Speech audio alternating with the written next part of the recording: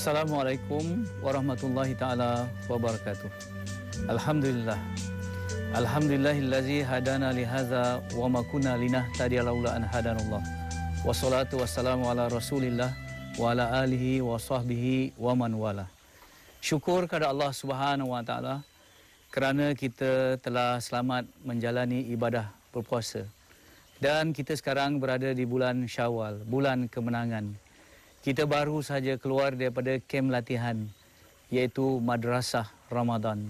Seharusnya dan sewajarnya apabila kita keluar daripada bulan latihan ini, kita menjadi insan yang lebih baik daripada sebelumnya. InsyaAllah, mudah-mudahan hubungan kita dengan Allah Subhanahu wa taala makin akrab. Kecintaan kita kepada Allah, takut kita kepada Allah seharusnya makin meningkat. Dan kesannya insya-Allah kita akan berani menghadapi kehidupan ini dengan tabah. Dalam kehidupan ini kita tidak boleh minta hidup yang mudah. Hidup tidak akan mudah kerana hidup pasti diuji. Sebab itu terkenal ungkapan ahli yang bijaksana, jangan minta hidup yang mudah, tetapi mintalah hati yang tabah untuk menghadapinya. Dan ketabahan, kesabaran insya-Allah kita telah janakan di dalam bulan Ramadan. Mudah-mudahan Ramadan sentiasa hidup di dalam hati kita dan kita sentiasa membina kesabaran dalam bulan Syawal dan dalam bulan-bulan yang seterusnya. Pada kali ini dalam program motivasi saya ingin berkongsi dengan anda para penonton tentang harga diri. Kerana orang yang berjaya dalam kehidupan ialah orang yang punya harga diri yang tinggi, self esteem yang tinggi. Kalau ditanyakan apakah yang dimaksudkan dengan harga diri? Harga diri ialah penilaian seseorang terhadap dirinya sendiri tentang keupayaan dan kemampuannya untuk berjaya di dunia dan di akhirat. Keyword ataupun kunci kata dalam takrifan ini yang singkas ini ialah penilaian diri seseorang terhadap dirinya sendiri. Self assessment, ya. Bagaimana kita menilai diri kita? Sebab itu dalam hidup ini ramai orang yang gagal kerana ramai orang yang punya harga diri yang rendah. Kalau ditelusuri, mengapa hal ini terjadi? Ramai orang yang lebih pentingkan pandangan orang lain terhadap dirinya berbanding pandangan dirinya terhadap dirinya sendiri. Apa orang lain kata selalunya lebih penting daripada apa yang kita rasa terhadap diri kita. Cuba kita lihat kadang-kadang secara lucu kita boleh kata, ya, ada orang yang di luarnya berpakaian begitu segak, begitu cantik. Tetapi pakaian dalamnya singlet. Kalau orang tanya kenapa pakai singlet yang koyak rabak ni, orang tak nampak. Jadi dirasakan bahawa pandangan orang lain lebih penting daripada pandangannya terhadap dirinya sendiri. Kalau dulu, kalau kita lihat orang tua dahulu kadang-kadang berlaku dalam kehidupan kita. Kita sampai ke rumah, kita tengok dari almari hiasan tu ada pinggan-pinggan yang begitu mahal. Ya. Pinggan-pinggan tu tak akan keluar. Ya. Hanya apabila ada tetamu-tamu yang tertentu, maka pinggan yang mahal yang jadi hiasan itu barulah keluar. Hari-hari, kadang-kadang tuan rumah makan dengan pinggan yang sumbing ataupun pinggan yang murah saja. Kenapa? Kita rasa tetamu perlu melihat yang kita ni lebih berbanding dengan diri kita melayani diri kita sendiri. Tidak mengapa kalau kita menghormati tetamu. Tetapi kalau kita hanya menagih perhatian tetamu untuk merasakan kita somebody, maka itu menyebabkan kita tidak ada harga diri yang tinggi. Saudara-saudari yang dikasihi sekalian, apakah indicators, apakah petunjuk-petunjuk yang seorang itu mempunyai harga diri yang tinggi? Yang pertama, orang yang punya harga diri yang tinggi, ia mudah menghargai orang lain. Ya, sebab itu kalau kita lihat dalam kehidupan seorang ni, orang yang mudah mesra, menghormati orang lain, ya, boleh bergaul dengan baik dengan orang lain, itu petanda bahawa dia punya harga diri yang rendah. Sebaliknya, kalau kita lihat, kalau orang tu suka meremehkan orang lain, mengejek-ngejek orang lain, selalu memandang kecil orang lain, itu petanda bukan orang lain yang diremehkan itu rendah, tetapi dirinya yang rendah. Simple kalau kita lihat dalam kehidupan ini, orang yang ada wang saja oleh orang boleh memberi wang untuk orang lain. Sekali lagi, hanya orang yang ada wang yang boleh memberi wang kepada orang lain. Begitu juga, hanya orang yang punya ada harga diri saja yang boleh menghargai orang lain. Sebab itu, insya-Allah, mudah-mudahan apabila kita menyayangi diri kita sendiri, barulah kita boleh menyayangi orang lain. InsyaAllah kita akan pergi selepas ini. Ya. Begitu juga tanda yang kedua. Tanda yang kedua, orang punya harga diri yang tinggi, ini boleh dilihat daripada dalam diri kita. Kita boleh muhasabah diri kita. Yang dikatakan self-talk ataupun percakapan diri kita terhadap diri kita sendiri. Dalam masa 24 jam sebenarnya, kita lebih banyak bercakap dengan diri kita berbanding kita bercakap dengan orang lain. Petanda orang yang punya harga diri yang tinggi ialah percakapan dirinya terhadap dirinya sendiri ialah percakapan-percakapan yang positif. Bila dia dengar kuliah ataupun dia dengar tazkirah, dia dengar motivasi seperti ini, dia positif bahawa ini baik untuk aku boleh amalkan dan insya-Allah aku akan sampaikan kepada orang lain. Motivasi, input-input yang baik daripada tazkirah ini, daripada kuliah ini akan menyinaringi hidupku dan aku akan bentuk satu perubahan yang akan memberi inspirasi kepada orang lain. Ini orang yang punya harga diri yang tinggi. Self-talknya, percakapan dirinya ialah percakapan yang positif. Tetapi malangnya, ramai orang yang punya self-talk yang negatif. 90% ya, yang dia cakap terhadap dirinya ya, adalah negatif. Kalau dia dengar kata motivasi seperti ini, dia dengar tazkirah, kuliah-kuliah, apa saja yang baik-baik, dia kata, boleh dengar sajalah, tak dapat nak amalkan. Kadang-kadang sampai dia kata, entah-entah orang yang bercakap tu pun tak amal. Ya, begitu ya. Dalam diri kita kadang-kadang, yang bukan orang lain, tetapi apa yang berlaku di dalam diri kita. Apa yang berlaku dalam kita yang dikata self-sabotaging habit. Kita sabotaj diri kita sendiri. Sebab tu kalau kita lihat ya dalam realitinya, apabila Edmund Hillary ya, ni pendaki Gunung Everest, dia kata apa? Ketika aku sampai ke kemuncak Everest, yang aku takluk bukanlah gunung itu, tetapi diriku sendiri. Jadi apa yang penting ialah kita mendapat keyakinan hasil daripada percakapan-percakapan yang positif daripada diri kita.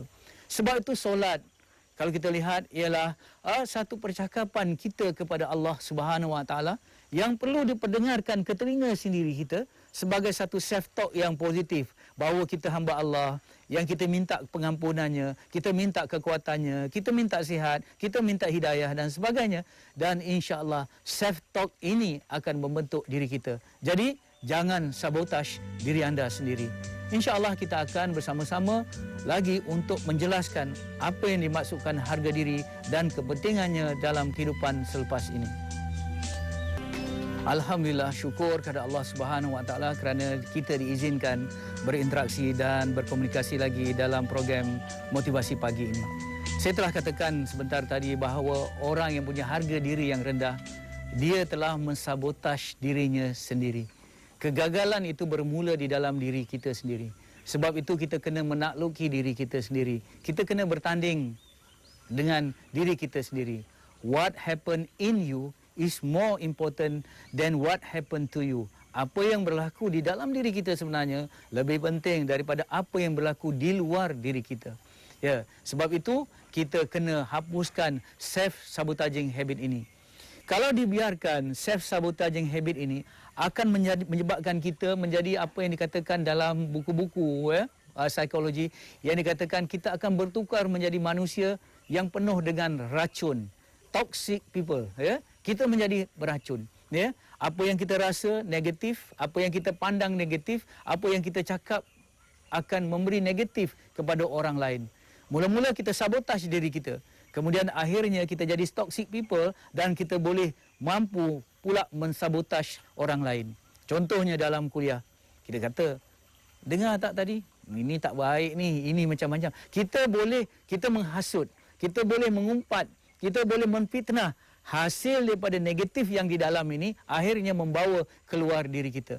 Sebab itu orang yang memfitnah, orang yang mengumpat, orang yang penuh dengan racun ini tidak akan berjaya di dalam hidupnya. Dia tidak akan menyelamatkan dirinya dan dia tidak akan mampu menyelamatkan orang lain. Dia membunuh dirinya sendiri, keyakinannya sendiri, harga dirinya sendiri dan dia tidak pernah membina aspirasi atau memberi inspirasi kepada orang lain. Dan tanda orang punya harga diri yang tinggi lagi, pertama yang kita katakan, dia mampu menyayangi orang lain hasil dia menyayangi dirinya sendiri. Bagaimana keadaan itu? Saya pernah menonton satu filem ya tentang Hari Ibu. yang mana seorang wanita yang tua telah ditinggalkan oleh anak-anak dan suaminya di rumah orang tua, ya. Pada waktu itu ibu itu mengeluh. Dia kata apa? Yang paling malang dalam hidup ini apabila dia tidak disayangi. Dia sudah tidak disayangi oleh suaminya, dia tidak disayangi oleh anak-anaknya. Tetapi kawannya di sebelah menepuk bahunya dan berkata, membetulkan persepsi ibu tadi. Yang malang dalam hidup kita ini bukan apabila kita tidak disayangi. Yang malang dalam hidup ini apabila kita tidak menyayangi. Punca kita tidak disayangi ialah apabila kita tidak menyayangi diri kita sendiri. Hanya orang yang menyayangi dirinya mampu menyayangi orang lain. Dan kalau kita tidak mampu menyayangi diri kita yang paling dekat, mana mungkin kita boleh menyayangi orang lain. Kelihatannya seperti kita terlalu mementingkan diri. Tidak. Kita tidak mementingkan diri kita kalau kita menyayangi diri kita terlebih dahulu. Sebagai satu tamsilan ataupun metafora, biasa kalau kita menaiki kapal terbang, sekali lagi contoh kapal terbang, stewardess ataupun pramugari ataupun pramugara selalunya memberi panduan.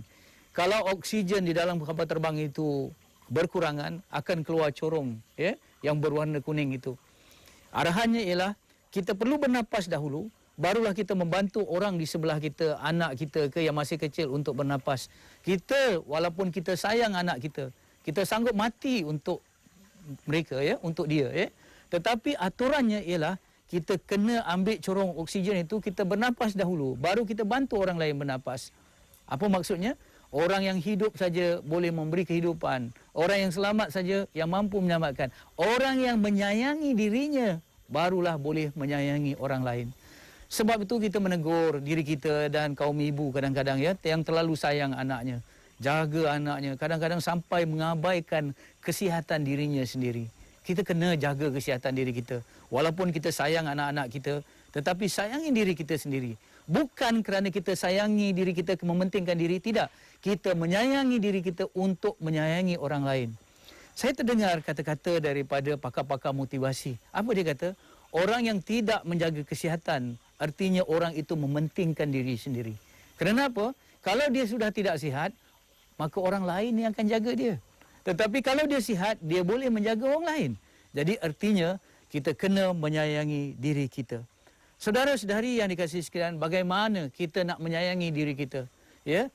Dalam Islam, jika lihat bagaimana hubungan antara kasih sayang terhadap diri kita, kasih sayang terhadap orang lain, dan kasih sayang terhadap Allah Subhanahu Wa Taala. Kita tidak boleh menyayangi orang lain tanpa terlebih dahulu kita menyayangi diri kita sendiri. Dan kita tidak mampu menyayangi diri kita sendiri kalau tidak terlebih dahulu kita beriman atau menyayangi Allah Subhanahu Wa Taala. Sebab itu dalam kehidupan kita, kita sentiasa meningkatkan keimanan kita kepada Allah dan melihat bahawa diri kita adalah amanah daripada Allah. Bila kita kata tangan kita adalah amanah daripada Allah, pemikiran kita dan segala panca indera kita amanah daripada Allah, kita sayang kepada Allah, justru kita akan menyayangi apa yang Allah kurniakan terhadap kita. Dan waktu itu kita menyayangi diri kita. Dalam Islam, kita tidak boleh menjatuhkan diri kita kepada kebinasaan. Kita tidak boleh membunuh diri. Kalau ditanyakan, apa salahnya kalau saya bunuh diri kita sendiri? Ingat, di dalam Islam, diri kita pun bukan kita yang empunya. Diri kita hanya amanah daripada Allah Subhanahu Wa Taala. Sebab itu, kalau orang tu sayang benar-benar kepada Allah, dia sayang kepada dirinya sendiri, dan orang yang menyayangi dirinya sendiri, insya-Allah akan boleh menyayangi orang lain. Baik, sebenarnya kalau disebut, ada orang mengatakan bahawa apakah harga diri ini adalah satu keegoan. Kita sayang diri kita, kita pandang diri kita mampu, kan boleh, kita rasa kita boleh, dan kita rasa kita ego. Sebenarnya tidak, Ego berbeza dengan harga diri yang tinggi. Untuk mengetahui perbezaannya, insya-Allah ikuti perbincangan selanjutnya selepas ini. Terima kasih kerana terus sudi bersama dengan program Motivasi Pagi. Dan seperti mana yang kita telah janjikan tadi, bahawa kita akan menerangkan, menjelaskan apa beza antara orang yang punya harga diri yang tinggi dengan orang yang punya keegoan ataupun ketakburan. Apa dia ego? Apa dia yang dia kata takbur? Orang yang takbur, orang yang memandang dirinya tinggi, ya. Dan yang kedua, dia menghina orang lain. Akhirnya dia menolak kebenaran. Jadi orang yang ego ada 3 sifat, ya. Dia merasakan dirinya yang terbaik. Yang kedua, dia memandang diri orang lain rendah. Dan yang ketiga, dia menolak kebenaran. Tetapi orang yang punya harga diri yang tinggi bukan begitu. Dia berbeza dengan orang yang ego. Yang pertama, memang dia menilai dirinya tinggi, tetapi dia menilai dirinya tinggi, itulah yang menyebabkan dia boleh menghargai orang lain. Dan apabila dia menghargai orang lain, dia dapat menerima kebenaran walaupun daripada siapa sahaja. Jadi orang yang punya harga diri boleh menerima kebenaran walaupun daripada orang yang rendah daripadanya, daripada orang yang mempunyai status sosial yang lebih rendah daripadanya. Ini beza antara orang yang punya harga diri dengan orang yang ego. Harga diri terpuji, manakala orang yang punya ego adalah sifat-sifat yang keji. Orang yang punya harga diri yang tinggi, mudah menyayangi dan disayangi. Tetapi orang yang ego, orang akan benci dan melarikan diri daripadanya. Cuba kita lihat peribadi-peribadi orang yang ego berbanding dengan orang yang mempunyai peribadi-peribadi yang mempunyai harga diri yang tinggi. Firaun, ya, satu ikon ketakburan, keegoan yang tinggi. Sampai merasakan ana rabbukumul a'la. Akulah Tuhan yang maha tinggi, kata Firaun. Ya, dia merasakan diri dia yang terbaik, memandang orang lain hina dan dia menolak kebenaran yang dibawa oleh Nabi Musa alaihissalam. Apa kesannya orang yang ego ni? Bila kita naik ke tingkat yang sangat tinggi, hingga kita menghina manusia dan menentang Allah Subhanahu Wa Taala, Allah turunkan, Allah henyak Firaun ke tempat yang terendah. Ya, sebab itu dia tenggelam hanya dengan air, iaitu air Laut Merah. Baik, dalam kehidupan ini cuba kita lihat orang punya harga diri yang tinggi. Seperti mana Rasulullah sallallahu alaihi wasallam, orang yang dekat dengan Allah, yang menyayangi dirinya, dan hasil dia menyayangi dirinya, dia boleh menyayangi umatnya. Siapa yang dapat menandingi cinta dan kasih sayang Rasulullah kepada umatnya? Bukan sahaja di dunia, malah Rasulullah SAW begitu sayang sehingga ke peringkat yang kritikal, peringkat sakaratul maut. Rasulullah masih lagi mengingati umatnya, masih lagi berpesan as-salah as-salah kepada umatnya. Cinta dan kasih sayang Allah melampaui generasi, merentasi masa, kerana Rasulullah menghargai dirinya. Hasil dia menghargai ataupun beriman dan tinggi kepada Allah, dan itulah sumber dia untuk mengasihi sesama manusia. Sebab itu saudara-saudari yang dikasihi sekalian, kita jangan pandang hina orang lain. Kerana apabila kita menghina orang lain, sebenarnya kita menghina diri kita sendiri. Kacamata yang kita lihat untuk merendahkan orang lain artinya refleks ataupun membayangkan diri kita sendiri. Sebab itu, apabila kita nak berdakwah, apabila kita nak mendidik, apabila kita nak bekerja, apabila kita nak berinteraksi dan berkomunikasi sesama manusia, harga diri yang tinggi, yang sangat penting. Kerana harga diri adalah sumber untuk menghargai orang lain.